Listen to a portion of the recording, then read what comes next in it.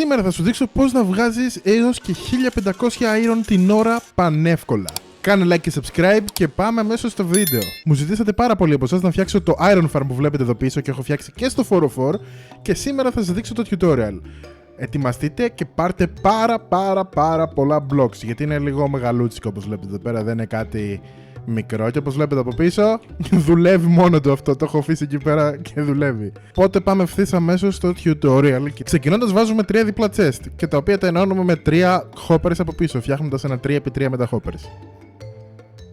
Περιτριγυρίζεις τα hoppers με glass και βάζεις μέσα campfires. Μπορείς να βάλεις οποιοδήποτε χρώμα, εγώ επέλεξα το μπλε γιατί μου αρέσει το μπλε. Πάνω στα γυλιά βάζεις 3 blocks και πατώντας shift και δεξί κλικ βάζεις 3 πινακίδες σε κάθε πλευρά. Και μετά το σηκώνεις όλο αυτό ένα block και βάζεις μέσα λάβα. Από εκεί πέρα θα πεθαίνουν τα golem και θα πηγαίνουν στα chest, τα iron και τα rose. Προφανώς μπορείς να βάλεις όποιο block θέλεις εσύ, δεν είναι ανάγκη να βάλεις αυτό που έβαλα εγώ. Απλά έβαλα αυτό γιατί μου αρέσει το συγκεκριμένο και ότι το 404 μου ήταν πάρα πολύ εύκολο να το χρησιμοποιήσω, μιας και είχα πολύ περίσσιο από αυτό το block. Στη συνέχεια το σηκώνεις επιπλέον 5 blocks και πάνω σε αυτά τα blocks βάζεις σκάλες. Βρίσκοντας μετά το κέντρο εκεί πέρα στις σκάλες από κάθε πλευρά, επεκτείνεις 6 blocks και όλα αυτά τα ενώνεις μεταξύ τους.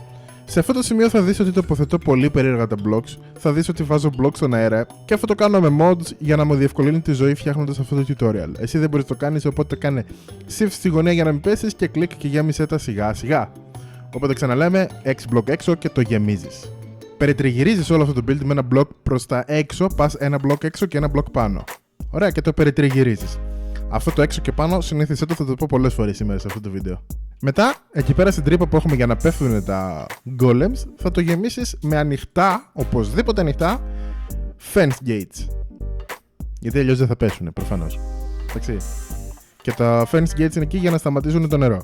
Και μιας και είπαμε νερό, πάμε τώρα στο πιο περίπλοκο κομμάτι του build. Εντάξει, για μένα ήταν περίπλοκο γιατί στο 404 το έκανα λίγο λάθος και μου πήρε πολλή ώρα με σφουγγάρια να βγάζω νερό και να το ξανακάνω. Αυτό που θα κάνεις είναι και θα πας και θα βάλεις ένα μπλοκ νερού σε κάθε γωνία από το τετράγωνο εκεί πέρα και μετά σε κάθε πλευρά στο κέντρο θα βάλεις πάλι ένα μπλοκ νερού. Προτείνω να το κάνεις με πάγο για να μην κουβαλάς πάρα πολλά buckets μαζί. Και όπως είπα πριν, θα το πω πολλές φορές, αλλά επεκτείνεις ένα προς τα έξω και προς τα πάνω μπλοκ και το περιτριγυρίζεις. Και εκεί πέρα θα βάλεις σε κάθε μπλοκ νερό.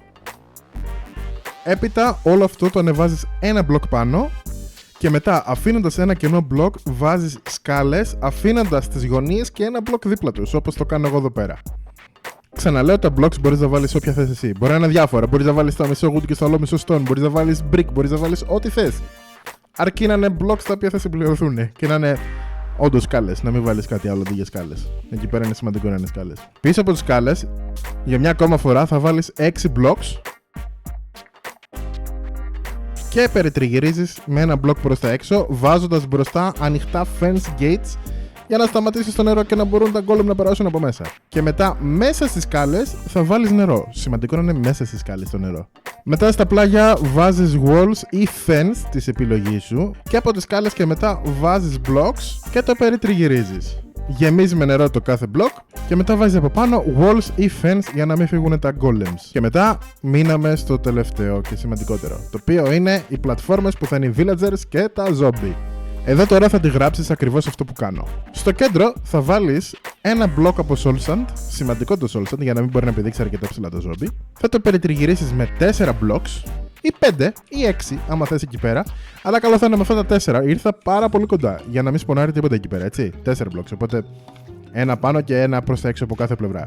Και πάνω από το soul sand θα βάλεις ένα νερό. Μετά στα πλάγια από εκεί πέρα θα φτιάξεις 2 πλατφόρμες 3x3. Όπου εκεί πέρα θα σπονάρουν οι villagers. Δεν θα σπονάρουν, θα τους σπάσω στους villagers, έτσι. Είδες στο βίντεο πόσο κουραστικό είναι. Αλλά πλέον μπορείς να το κάνεις με βάρκα και δεν ήξερα ότι μπορείς να το κάνεις με βάρκα και lead, οπότε θα είναι πιο εύκολο για σένα από ότι το έκανα εγώ στο βίντεο στο 404. Και αφού βάλεις εκεί πέρα τις πλατφόρμες, θα βάλεις 3 κρεβάτια. Πάνω στα κρεβάτια θα βάλεις glass, αλλά πολύ σημαντικό να αφήσεις κενό εκεί πέρα που κοιτάει προς το zombie. Γιατί αν το κάνεις λάθος αυτό, δεν θα δουλέψει το Iron Farm. Γιατί πώς δουλεύει το Iron Farm? Πάνε να κοιμηθούν οι villagers, βλέπουν τα zombie, μπαίνουν σε ένα state πανικού, ξυπνάνε και αυτό είναι που σπονάρει τα golems. Οπότε πρέπει τους villagers να τους κρατάμε πανικοβλημένους και να μην μπορούν να κοιμηθούν. Γιατί αν βάλεις glass εκεί πέρα, δεν θα δούνε το zombie και δεν θα πανικοβληθούν, οπότε δεν θα δουλέψει, γιατί δεν θα σπονάρουν golems. Πολύ σημαντικό, να αφήσεις κενό προς τα zombie. Και μετά όλο αυτό το καλύπτεις με slabs. Αργότερα θα φέρεις τους villagers. Επίσης, τα ζόμπι που θα φέρεις πρέπει να κρατάνε ένα αντικείμενο ή να το ονομάσεις κάπως. Έχει πολλά slimes εδώ και πολύ φασαρία, πάμε λίγο πιο πάνω. Εγώ εδώ πέρα τα ονόμασα Bon Zombie. Είναι τέλειο, είναι τέλειο. Οπότε φέρνεις 3 villagers εδώ μέσα.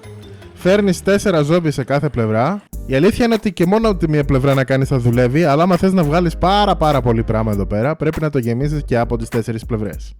Θα σου δείξω τώρα μερικούς τρόπους που μπορείς να μεταφέρεις τους villagers.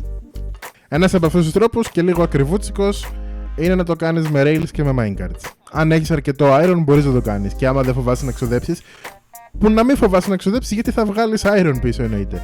Και μετά ο άλλος τρόπος είναι οι βάρκες. Παίρνεις τον villager εδώ πέρα, το βάζεις στη βάρκα ή μπαίνει μόνος του, κάνεις δεξί κλικ με lead στη βάρκα και άντε γεια, φύγαμε.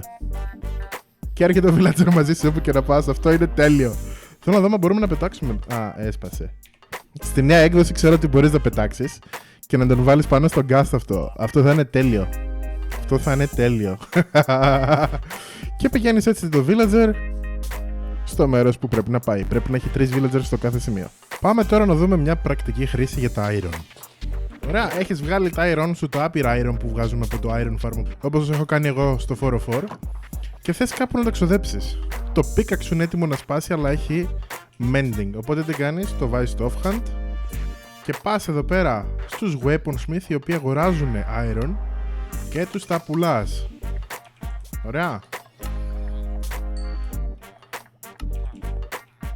Και δες πόσο εύκολα. Δες το pickaxe πόσο πολύ έχει κάνει repair και μιλάμε τώρα για netherite pickaxe, έτσι. Και μαζί με αυτό παίρνεις και πάρα πολλά emeralds. Αυτός όμως εδώ πέρα δυστυχώς δεν πουλάει, αλλά έχουμε άλλους 2 εδώ πέρα. Οπότε άμα κάνεις τύπου 20-30 τέτοιους και έχεις αυτό το iron farm μαζί με τους villagers με τα καρότα, έχω κάνει αυτόματη φάρμα με καρότα στο προηγούμενο επεισόδιο, να πας να το δεις. Τέλειωσε, νίκησες. Νίκησες στο Minecraft. Έχεις για πάντα άπειρα λεφτά, για πάντα άπειρα levels, για πάντα άπειρα εργαλεία τα οποία μπορείς να το φτιάξεις ανά πάσα ώρα και στιγμή. Αυτό ήταν το σημερινό βίντεο, ελπίζω να σας άρεσε. Κάντε ένα like και subscribe και εμείς τα λέμε στο επόμενο βίντεο. Γεια σας και ευχαριστώ πάρα πολύ.